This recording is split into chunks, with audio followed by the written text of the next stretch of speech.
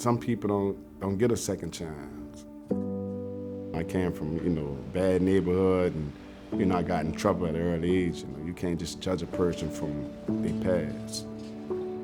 I ran into issue with the law, lost my job, and nobody was hiring because of the background issue I had.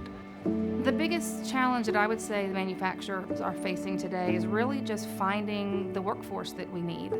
When we started this initiative, we were the only company that was actively targeting the justice-involved population, and we weren't really sure what the outcome was going to be. What we have found is the justice-involved population historically has outperformed individuals that come into us through normal recruiting methods.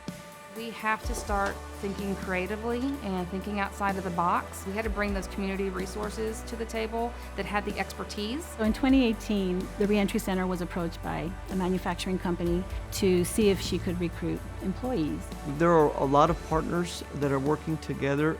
Our office is just one component of what we're trying to achieve here with the Second Chance program. We have to have private industry willing to embrace those individuals that just because they've made a mistake, then that employer ought to give that person an opportunity to prove themselves. The way that we rolled out our Second Chance program, first and foremost, we worked with our attorney. We needed to figure out what policies could we change, and then how do we structure that program. We looked for the experts in our community that worked with those issues of removing barriers and brought them to the table. We heard that another company on campus was doing the Second Chance program. They had a really good success rate. In order to move forward I did have to get approval from the president of Vutex and the plant manager. We thought it would be a good opportunity for us also. They're offering a career, not just a $7 an hour job.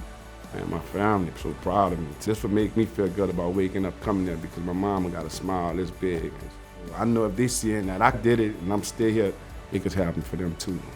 I'm glad there's various company that is taking this initiative to hire and giving a person a second chance.